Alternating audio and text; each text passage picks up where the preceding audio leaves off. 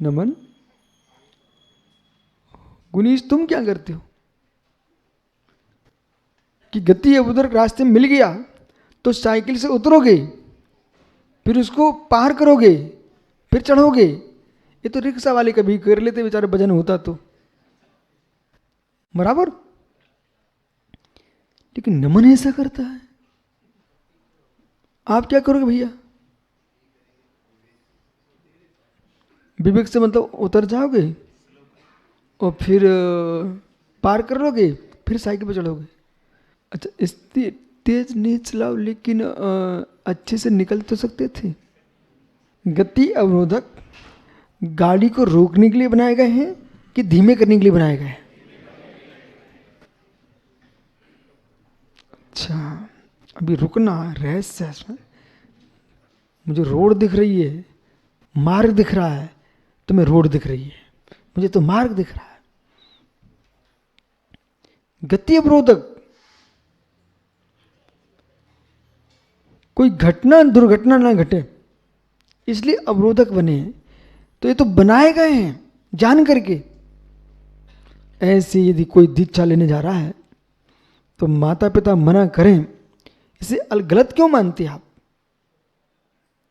घटना दुर्घटना ना घटे इसलिए गति अवरोधक हैं, उसको धीरे से चढ़ते हुए निकालने जाना चाहिए आपको।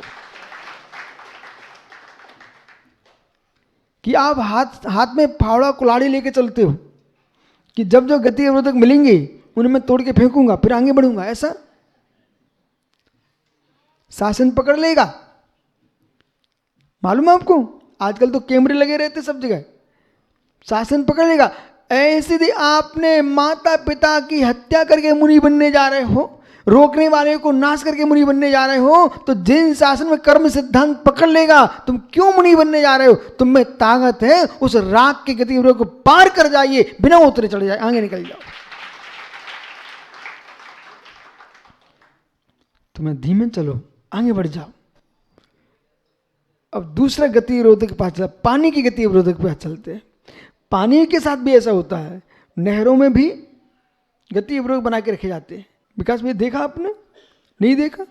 बड़ी बड़ी नहरों के बीच में सीमेंटेड बिल्कुल एक दीवार खड़ी कर दी जाती है और कई जगह लोहे के पीपे डाल दिए जाते हैं, समझ रहे ना? वे क्यों? वो चेक डैम अलग होता है मित्र, रोकने के लिए नहीं है। अब वो गति अवरोधक जो है ना पानी के बीच में, प्रारंभ में पानी रुकता है, इसमें कोई शंका नहीं है। लेकिन जब ऊपर से पानी आ रहा है तो मित्र वहाँ पानी रुकता है। और इतनी ऊंची करी गई दीवार, इतनी ऊंची की गई दीवार कि उसे नीचे गिरना चाहिए। ऐसे जब तुम्हें लोग रोकें कि नहीं आर का मत बनो, मुनि मत बनो, दीवार खड़ी कर दी तुम्हारे लिए। अब तुम्हारा वैराग्य पानी इतना बढ़ना चाहिए कि जैसे वो पानी वहाँ रुक जाता है ना, जब नीचे गिरता है तो द्रुत गति से आगे बहता है। ऐसे जब तुमको लोग रोकने वाले मिले तो तुमको इतना वैराग्य मजबूत करना चाहिए, तुम्हारा आगे बढ़ जाना चाहिए।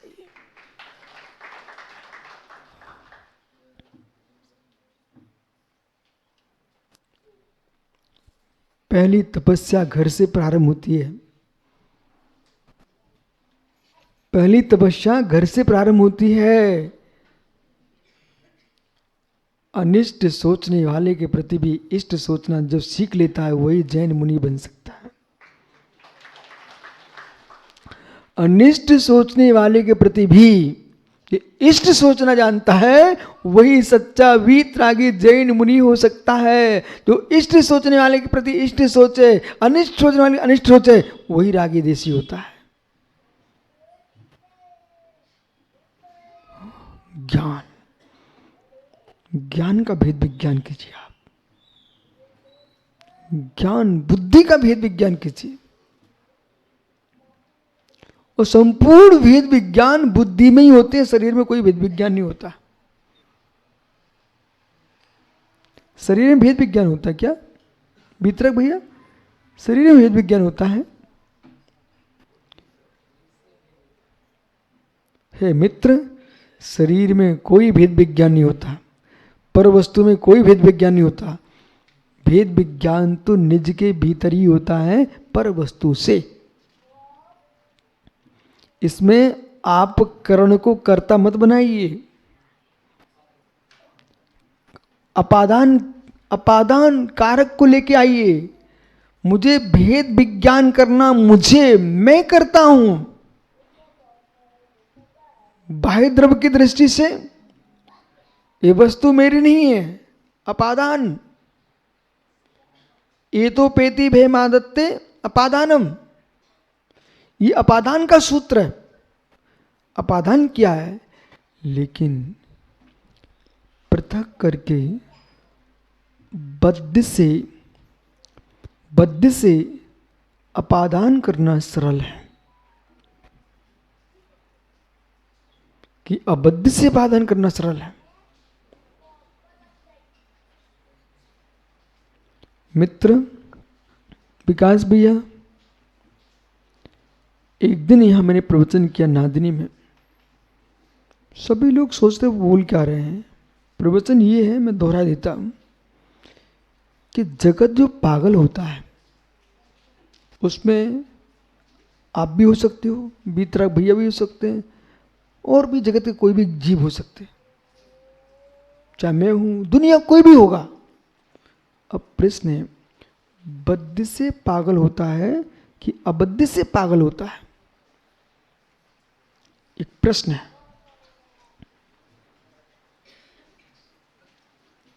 अबद्ध से पागल होता है कि बद्ध से पागल होता है? सोचो सोचो, प्रयोग करो बुद्धि का। प्रवचन सुनते सुनते आप सीधे निकल गए तो क्या लाभ? इसका मस्तिष्क का प्रयोग करो। आप जगत जो पागल होता है बद्ध से होता है कि अबद्ध से हो रहा है? मैं व्यवहार से पूछ रहा हूं।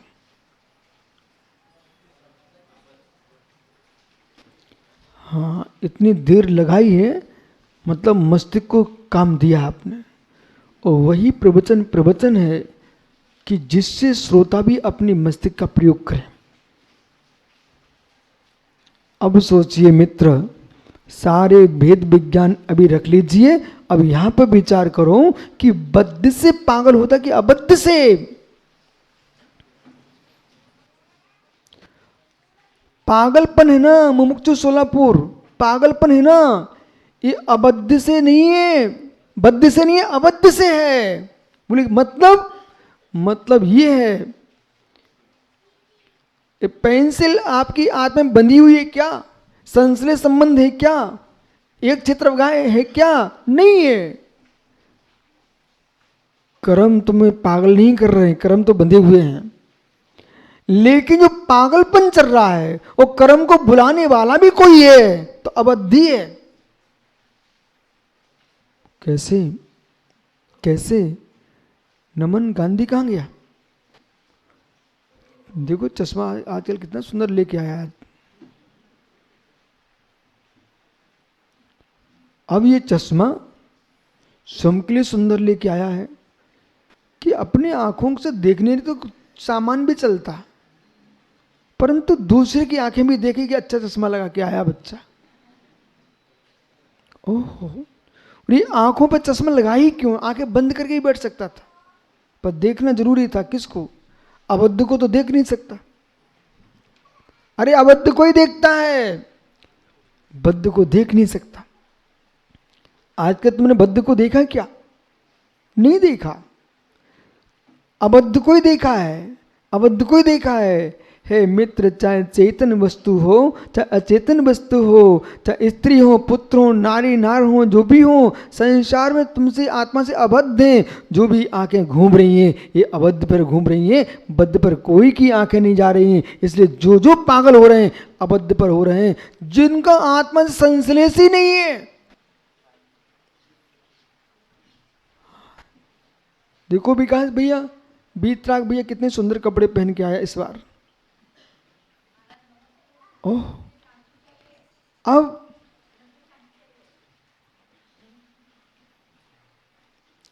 अबद्ध पर कितना विचार चल रहा है। भवन अबद्ध, भवन अबद्ध, महल अबद्ध, भूमि अबद्ध, 10 प्रकार का बहिरंग परिग्रह अबद्ध। 10 प्रकार का बहिरंग परिग्रह अबद्ध, जितना राग दौड़ रहा है अबद्ध पर दौड़ रहा है, अबद्ध पर दौड़ रहा है। ज्ञानी, दुनिया में जो तुम्हारा आत्मा से स्पर्शित भी नहीं है, उसके पीछे कितनी पीड़ा है जगत को, कितनी पीड़ा है जगत को, कितनी पीड़ा है जगत को। ब्रह्म धर्म का नाश किया जीव ने अबद्ध में, स्वयं से दूर हो रहा है अबद्ध में, दृष्टि गोचर हो रहा है अबद्ध में। करो भेद विज्ञान।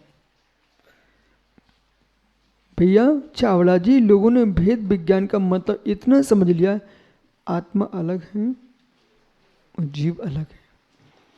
इतने से काम नहीं चलेगा, वो तो अलग कहने, ये आत्मा अलग है जीव अलग है, ये आपने शब्द का ज्ञान कर रहे हो कि ज्ञान का ज्ञान कर रहे हो?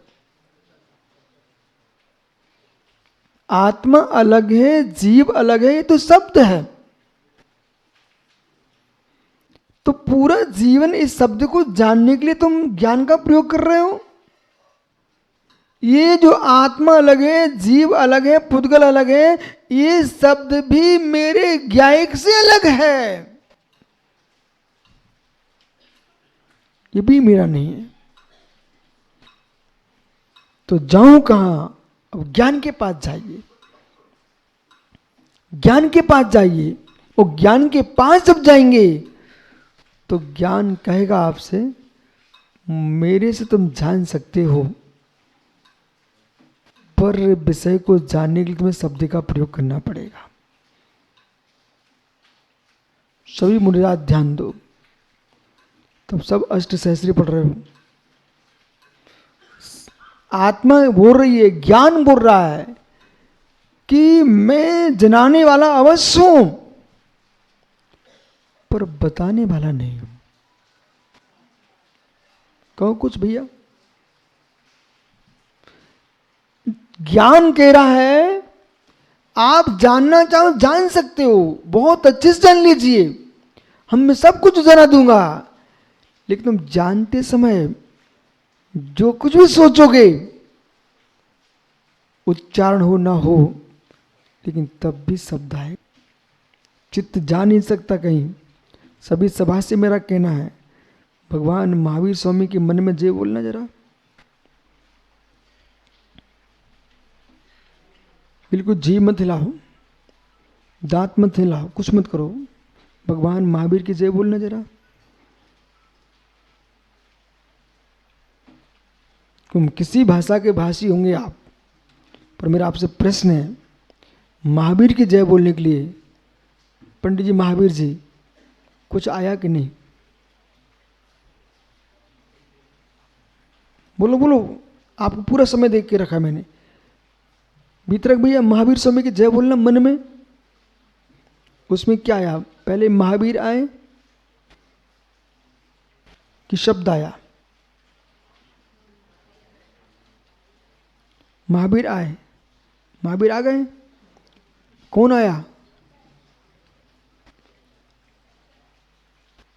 अब बोलो, मैं जय बोल रहा हूं, मन में बोलो, मन में, मैं जय बोल रहा हूं, मैं जय बोल रहा हूं, मैं जय बोल रहा हूं।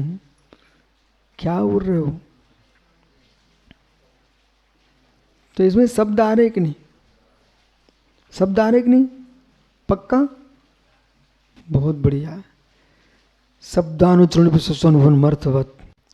शब्द का उच्चारण नहीं करने पर भी अर्थ का बोध होता है, पर अर्थ का बोध भले हो रहा हो, पर अर्थ जो तुम जान रहे हो वो अर्थ का कोई संज्ञा अवश्य है, वो अर्थ की संज्ञा है। तो वहां पर उच्चारण करो ना करो, लेकिन आपके अर्थ के जानने में भाषा का प्रयोग होगा कि नहीं होगा? बस वही ले जा रहा हूं आपको। देख रहे, क्या देख रहे हो मित्र? जो स्वार्थ ज्ञानात्मक है, वचनात्मक नहीं है, पर भाषात्मक है कि नहीं?